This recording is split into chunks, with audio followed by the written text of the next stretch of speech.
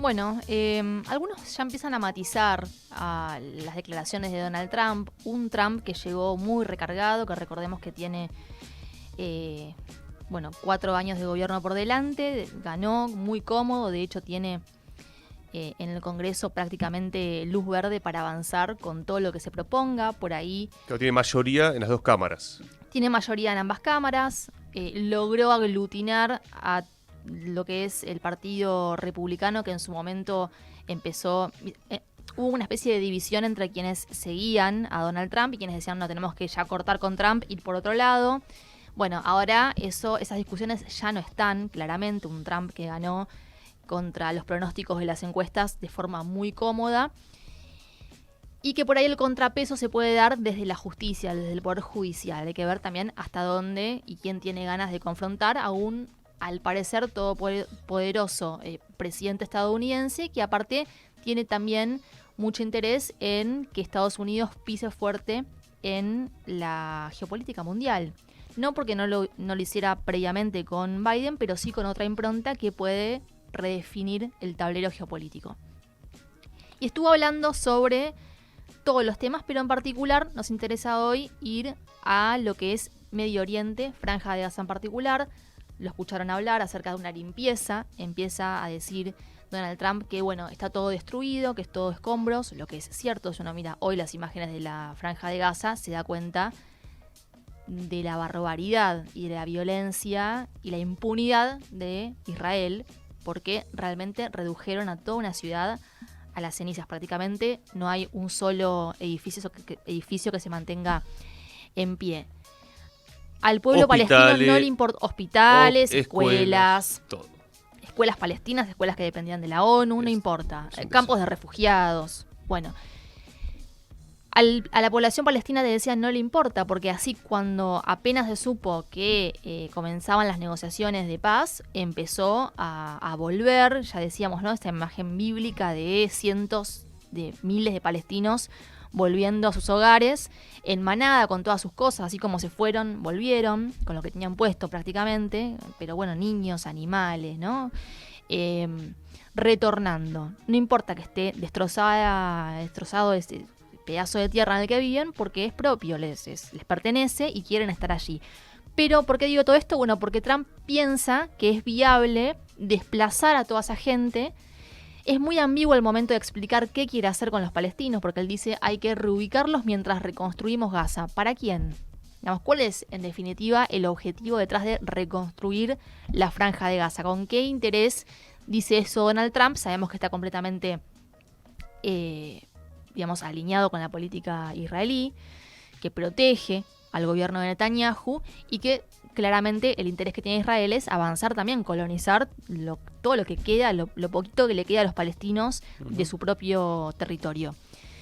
Vamos a escuchar entonces lo que decía hace poco en una conferencia de prensa y después voy a retomar lo que dijo este domingo, el día de ayer, cuando iba hacia este Super Bowl. También, ¿no? Le hacen unas preguntas en el avión presidencial y él responde de manera casi, te diría que informal, pero dando unas definiciones contundentes y que pueden claramente tener un impacto muy importante en Medio Oriente. Escuchemos lo que decía Donald Trump.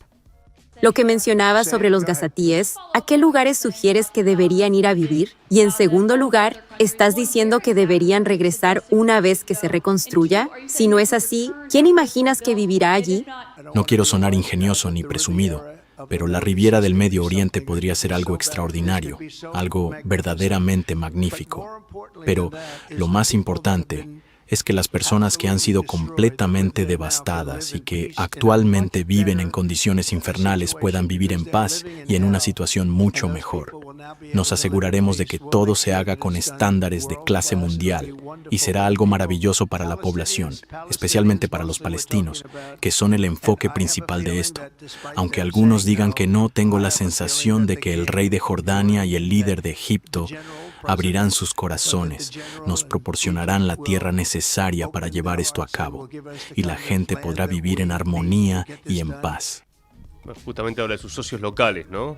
Claro, los socios locales que hay que ver si tienen interés Bueno, lo que decía Steche, en que tomar esta propuesta como algo válido. él no lo iba, no lo creía No. posible. Pero bueno, vamos a ver, son los saudíes, ¿no? En términos Y ahí también del mundo rige árabe. mucho la cuestión económica, ¿no? Y las negociaciones que pueden surgir a partir de allí. Trump lo sabe bien, ha logrado en su momento con los acuerdos de Abraham acercar a Israel con Arabia Saudita. Vamos a ver qué capítulo se abre a partir de ahora, pero el desplazamiento forzado va a ser además, porque los palestinos no se van a querer ir de la Franja de Gaza.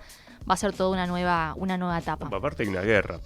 Algo que no hay que perder de vista es que cuando se habla de la reconstrucción de Gaza, también se habla de remover los escombros, de la cantidad de cuerpos que hay en esos escombros. Exacto. Porque no se sabe todavía la cantidad de gente que murió producto de los ataques israelíes, es decir, cuáles son las cifras reales del genocidio. Totalmente. Eso se va a saber una vez que empiecen a remover los escombros. Hay discusión sobre las cifras. Hay discusión porque, claro, es muy Tenés difícil una Gaza saber devastada. que... Y abajo de los escombros hay palestinos. Sí. No se dimensiona esto. No se dimensiona. Creo que... No tienen caras los palestinos, no tienen nombres, no tienen decir. No, ni es siquiera muy las fuerte propias realmente. cifras, cuando uno repasa las cifras, digamos, que nadie pone en discusión porque son en base a los cuerpos que sí están. Después uno puede especular cuántos están abajo de los escombros, pero los que sí están son más de 40.000. Van camino en los 50.000. Y si esa cifra todavía no llama la atención, uno ya no sabe, ¿no? Cómo abordar lo que pasa en Franja de Gaza, lo que pasa en esa parte del mundo ante semejante nivel de violencia. Por eso el es una genocidio. vergüenza la cobertura de los medios argentinos. No, ni hablar. digámoslo. Y en general en Occidente, ¿no? Porque No. no es lo mismo. Se habla siempre del malestar y la tristeza o la violencia que padecen los israelíes. No hay Que es grieta. tan válida como la que padecen los palestinos. Sí. Pero bueno, hay Y no hay un grieta. nivel de no hay hipocresía. grieta. Ahí entran. El sionismo hace coincidir a distintos personajes. Te decía, esto era una conferencia de prensa. Sí. Después volvió sobre este tema en el avión presidencial cuando le preguntaban. Estoy comprometido, dijo Trump, a comprar y controlar Gaza. Como que sigue, ¿no? En esa línea, pero ya aparecen otras palabras. Después uno no sabe bien cuál es, el peso de estas palabras y efectivamente, ¿cómo haces para comprar Gaza? ¿A quién se la compras? ¿Y cómo impacta esto en la tregua? ¿Y cómo impactan la tregua? Ni hablar. En cuanto a reconstruirla, podemos cederla a otros estados de Oriente Próximo para que reconstruyan algunas partes. Otras personas pueden hacerlo bajo nuestros auspicios, pero estamos comprometidos a asumir su control, tomarla y asegurarnos de que jamás no vuelva. Entonces ya ahí quiere involucrar a sus aliados en el despojo de los palestinos, porque es repartirse la Franja de Gaza según como ellos les convenga. Las imágenes, quien haya visto las imágenes de los palestinos volviendo a Gaza, muestra a Hamas no solamente activo, sino creciendo. Claro. Y creo que ese es uno de los argumentos que, inclusive ahora voy a hablar un poquito sobre lo que dijeron desde Jordania, pero ¿por qué también hay muchos que se oponen, inclusive aliados de Estados Unidos en la región? Porque dicen, esto va a promover la radicalización y aparte en nuestros propios territorios, porque si vamos a recibir a los palestinos encima radicalizados, y creo que hay motivos también para estarlo, si te despojan de tu tierra directamente y te obligan a abandonarla después de haber estado en esa franja de Gaza bombardeada constantemente, sos un sobreviviente y encima te obligan a irte, es de un nivel de violencia muy grande, pero seguramente las consecuencias las van a vivir aquellos países que reciban a estos palestinos de manera forzosa. Vamos a escuchar ahora lo que decía Netanyahu, porque después de la reunión que tuvo con Donald Trump, volvió a Israel, el primer ministro israelí, muy contento de su reunión, reivindicando las palabras de Trump. Esto decía. מציג חזון אחר ליום שאחרי. במשך שנה שלמה Durante todo un año se nos dijo que el día después debía incluir a la OLP y a la Autoridad Palestina. El presidente Trump llegó con una visión completamente diferente y mucho mejor para Israel.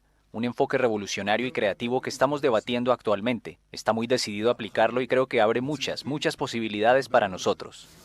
והוא מאוד נחוש לבצע אותו. Está claro. Muchas posibilidades para nosotros, dice, ¿no? Claramente ahí hay un interés de avanzar y seguir colonizando, como también lo quieren hacer con Cisjordania. Digo, hay un interés que ya ni siquiera ocultan y que Trump, digamos, lo toma como propio, ¿no? es como un objetivo incluso del propio Trump. ¿Qué dice China? ¿Qué dice Rusia? ¿Y qué pensás sobre la plata para la reconstrucción de Gaza? Bueno, Porque, hay que ver de dónde viene. Claro, Trump dijo que está dispuesto a recibir a algunos refugiados palestinos, a estudiar caso por caso, en un momento en el que está echando a todo el mundo. Dice que quiere recibir palestinos, obviamente con el interés de despejar la franja de Gaza para dársela a Israel. Y después las repercusiones en cuanto a, por ejemplo, el presidente de Egipto, al-Sisi, y el posible, la posibilidad de que el príncipe heredero saudí, Mohammed bin Salman, también se reúnan con Trump en los próximos días para discutir, bueno, cuál es el plan en concreto, cuál va a ser el rol que asuman tanto Egipto como Jordania como Arabia Saudita. Y ahora escuchemos la contraparte, si se quiere, porque hay otro mundo más allá de Estados Unidos y los aliados en Medio Oriente que toman postura. Hablaron respecto de esta propuesta de Donald Trump de despejar Franja de Gaza. Vamos a escuchar lo que decía Sergei Lavrov, el canciller de Rusia, y después el portavoz de la Cancillería china, Zhou Xiaokun, también se refirieron al desplazamiento forzado de los palestinos de la Franja de Gaza. En cuanto a la situación en el Medio Oriente, hace mes y medio, la decisión del Consejo de Seguridad, que reconocía sin excepción la creación del Estado palestino como base necesaria para las acciones en ese sentido, fue simplemente cancelada. Y como todos saben, el presidente Trump propuso que la Franja de Gaza, hay que evacuar a todos los habitantes de allí, y que Jordania y Egipto, que tienen mucha tierra, los reciban, que ellos los resienten, unos 2 millones de personas. Y de Gaza haríamos un resort. Todo esto como parte de otras decisiones tomadas por el presidente Trump durante su primer mandato, como el reconocimiento de los Altos del Golán como territorio israelí. La Asamblea General de la ONU y el Consejo de Seguridad adoptaron otras decisiones, pero estas fueron anuladas. Hay muchos ejemplos de esto, incluyendo, por cierto, el caso del Sahara Occidental, y según nuestra evaluación, esta tendencia seguirá en aumento. Gaza pertenece al pueblo palestino. Es una parte inalienable del territorio de Palestina, no una ficha de intercambio para juegos políticos, y mucho menos una presa de los poderosos. La guerra ya ha sumido a Gaza en la devastación y el sufrimiento. La comunidad internacional, especialmente los países más influyentes, debe unirse para mejorar Gaza, no empeorarla, proporcionando asistencia humanitaria y ayudando en su reconstrucción. China apoya firmemente los derechos nacionales legítimos del pueblo palestino y considera que los palestinos gobernando Palestina es un principio fundamental que debe ser defendido en la gobernanza de Gaza después del conflicto. Además, se opone al desplazamiento forzoso del pueblo de Gaza. China está dispuesta a trabajar con el resto del mundo para lograr la solución de 2 estados como el camino esencial a seguir, y para una pronta y justa resolución política de la cuestión palestina, es decir, el establecimiento de un Estado independiente de Palestina que goce de plena soberanía, basado en las fronteras de 1967 y con Jerusalén Este como su capital. muy claro, la verdad la postura de Rusia, de China, Recordemos que firme. Firme, y muy aparte firme. China, previo a todo esto, ya había reunido a todas las facciones palestinas para Claro. conformar un gobierno de unidad después de alcanzar una paz Eso fue duradera, la ¿no? declaración de Pekín y fue noviembre más o menos del año pasado. Creo que sí. La última parte del año pasado, que ellos juntan, muy importante aparte China, diciéndole a todas las agrupaciones, espacios políticos, a ver, lo más conocido, Hamas, que gobiernan Gaza, y la autoridad palestina, que gobierna en Cisjordania, y que tiene la autoridad palestina todo lo que es las embajadas, por ejemplo, aquí en Argentina, de Palestina. También hay que agregar que Francia y Alemania declararon en contra de Trump y hablaron de el reconocimiento del Estado palestino, que en Naciones Unidas se viene votando, como también se viene votando a favor de Malvinas, por poner ejemplos de territorios ocupados o usurpados. La pregunta que vuelvo a hacer, ¿quién va a poner la plata? ¿Quién va a ofrecer para la reconstrucción de Gaza? Steche decía, BlackRock, se lo preguntaba. Claro. Bueno, la otra es que la ponga China. Porque, Sí. digamos, es muy concreto eso. Es como Sí, creo que también está... el negocio detrás de la reconstrucción de Ucrania. Bueno, obviamente. Va a ser tu negocio. Pero me parece que ahí Trump lo que sabe perfectamente que China empezó a ocupar un rol muy importante en Medio Oriente como mediador. De hecho, bueno, los acercamientos con el cuco para Estados Unidos, que es Irán, con Arabia Saudita también generó, creo, un impacto en Donald Trump, que entiende que es momento de que Estados Unidos vuelva a ser fuerte en esa región, desplazando a sus rivales, ¿no?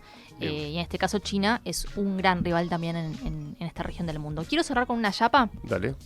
Cambiamos de tema y nos vamos para Madrid porque hay una reunión de Patriotas por Europa. Las derechas. Las llamadas ultraderechas de la prensa occidental, ¿no? Habla de las ultraderechas, nosotros decimos son partidos euroescépticos, nacionalistas, soberanistas, conservadores. Nos reíamos ayer en el asado con Mario y Bruno Napoli, gran investigador, historiador, compañero acá de la radio, decía, mis amigos de la izquierda alemana no, están a favor de la OTAN, ¿no? Claro.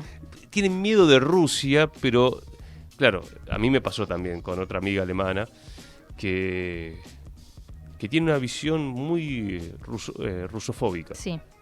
Y que eso hace que terminen cerrando filas con la OTAN. Cuando miramos a Europa, antes que mirar derechas o izquierdas, hay que mirar la postura que tienen los distintos partidos respecto de la OTAN, la Unión Europea, Bruselas, Claro. la relación con Estados Unidos y la relación con Rusia. Sí, Y a partir de ahí, bueno, entender cuáles son pero fue una campaña que caló las hondo posturas. en la población. Me ha contado gente que estuvo en Europa el tema del odio a Rusia o el miedo a Rusia. Sí, un miedo casi infundado. como una cosa de la Guerra Fría que quedó. Sí. Pero bueno, qué sé yo. Veremos. Así que se juntaron en España. Se con juntaron en Vox. España, estuvo Marine Le Pen, estuvo Orbán. Quiero que escuchemos pedacitos de lo que fueron sus intervenciones y después comento, bueno, un poco el rol que juegan los Patriotas por Europa. Recordemos que son ¿Es Patriotas por Europa? Patriotas por Europa, una fuerza importante dentro del Parlamento Europeo, Bien. que recordemos no se reúnen, digamos, no se agrupan según los países que conforman la Unión Europea, que son Claro. 27, sino, bueno, obviamente afinidades ideológicas. Espacio político, que lo que están diciendo es basta de subordinarnos a Estados Unidos, básicamente. sigue Esa su- es la postura que tiene Patriotas por Europa. Escuchemos un pedacito entonces de las intervenciones de Viktor Orbán, el primer ministro húngaro, y después de Marine Le Pen, una de las grandes referentes del nacionalismo en Francia. A világot a Trump tornádó néhány hét alatt megváltoztatta. El tornado de Trump ha cambiado el mundo en tan solo 2 semanas. Par de semanas. Egy korszak véget ért. Una era ha terminado. Tegnap mi voltunk az eretnekek. Ayer éramos los herejes, Los herejes. Ma mi vagyunk a mainstream. hoy somos la corriente principal. Tegnap azt mondták, mi vagyunk a múlt. Ayer decían que éramos el pasado, hoy todos ven que somos el futuro. Vagyunk a jövő. Chaque élection qui vient en Europe Cada elección que llegue a Europa debe caer una tras otra, como fichas de dominó, como si el juego político se alineara en un movimiento inexorable. Bien. Claro, y Marine Le Pen pensando, bueno, es momento de que en las próximas elecciones tomemos impulso, y creo que ellos creen que el que haya ganado Donald Trump, obviamente los pone en una posición interesante al momento de ir a votar para un europeo, teniendo en cuenta el liderazgo. Tiene que ver más que nada con los liderazgos, ¿no? Me parece estas Sí. llamadas derechas o ultraderechas en Europa, que también juegan mucho con la cuestión carismática. Después hay muchos matices en cuanto a cómo se plantan frente a distintos temas. Pero para cerrar, comentarles, para que tengan una idea, que el grupo Partido Popular Europeo, que es el que integra Ursula von der Leyen, es el grupo más numeroso, con 188 diputados. Después le sigue el grupo de la Alianza Progresista de Socialistas y Demócratas, la Socialdemocracia, también con 136 diputados. Y Grupo Patriotas por Europa viene el tercero con 84 diputados, creció muchísimo en las últimas elecciones. Lo sigue el grupo de conservadores y reformistas europeos, acá está Giorgia Meloni, con lo cual son 78 además. Y está la posibilidad que en un futuro también puedan unirse y ya tener todo un conglomerado que ya los posicionaría muy bien, casi como segunda fuerza o primera inclusive. Hay que ver después cómo se dan los resultados electorales, pero viene creciendo y mucho esta corriente euroescéptica, anti-OTAN Bien. y más bien soberanista en Europa. Simplemente un comentario respecto de quienes se posicionan constantemente respecto de lo que pasa en Estados Unidos, ¿no? Dicen, che, qué malo Trump, qué importante que gane Kamala Harris. Pasaba mucho, ¿no? En cierta progresía. Y ni que hablar en Europa también, ¿no? Esta cosa de posicionarse sobre procesos políticos que uno quizá desconoce porque no vive Digamos, yo no opino de lo que pasa en Alemania. Claro. Puedo tener un análisis, digamos, pero no es que yo quiero que gane tal o cual. Claro, sí, eso es tema de Después los alemanes. analizar la política. Scalabrini Ortiz, cuando es obligado a exiliarse en los 30, viaja a Alemania y en un acto de Hitler le preguntan, ¿y vos qué opinás? Y él dice, yo estoy pensando en Argentina. Claro. Esa tiene que ser, creo, la postura anticolonial, al menos, que es la que pretendemos reivindicar aquí en Gráfica.